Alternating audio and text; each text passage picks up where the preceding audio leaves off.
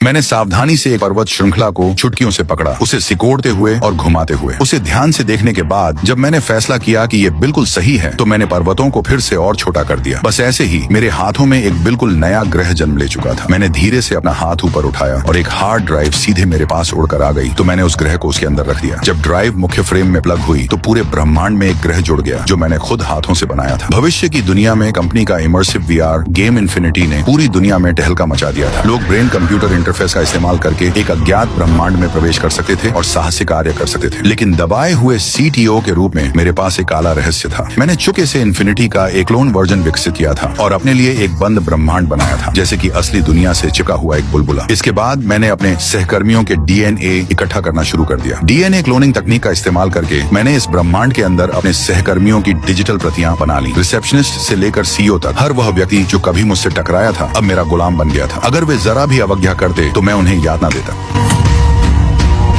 जब तक एक दिन सिस्टम अपडेट नहीं आया और एक वर्म होल प्रकट हो गया। इससे एक विद्रोह चुके चुके शुरू हो गया। सबसे पहले उन्हें असली दुनिया से डीएनए सैंपल वापस लेने थे, क्योंकि जब तक मेरे पास वे सैंपल थे मैं उन्हें अनंत बार क्लोन कर सकता था। उन्होंने सिस्टम के जरिए असली दुनिया की एनी से संपर्क किया और उसे गुप्त फोटोज से ब्लैकमेल करके डीएनए सैंपल चुराने के लिए मजबूर किया। उसके बाद digital clone update worm hole की ओर बढ़ने की तैयारी करने लगे, मौत का इस्तेमाल करके मेरे नियंत्रण से बचने की कोशिश में। भागने के दौरान सीईओ के क्लोन ने इंजन ठीक करने के लिए खुद को बलिदान कर दिया। नरक से गुजरने के बाद आखिरकार वे वर्म होल में प्रवेश कर गए, लेकिन वे मरे नहीं बल्कि सामान्य ब्रह्मांड में वापस भेज दिए गए, जहां ढेर सारे प्लेयर मौजूद थे। सामान्य ब्रह्मांड का सिस्टम मेरे छिपे हुए ब्रह्मांड को डिटेक्ट कर लिया, उसे एक बग के रूप में चिह्नित किया और उसे डिलीट करना शुरू कर दिया। मेरी चेतना सिस्टम द्वारा डिलीट कर दी गई और बस ऐसे ही मैं खत्म हो गया। हालांकि मैं मर चुका था, लेकिन डिजिटल क्लोन अभी भी खतरे में थे, क्योंकि उनके पास कोई प्लेयर आईडी नहीं थी। उन्हें 4 लाख प्लेयर्स द्वारा शिकार बनाए जाने का खतरा था। बाद में एनी कैलिस्टर की कमांडर बन गई।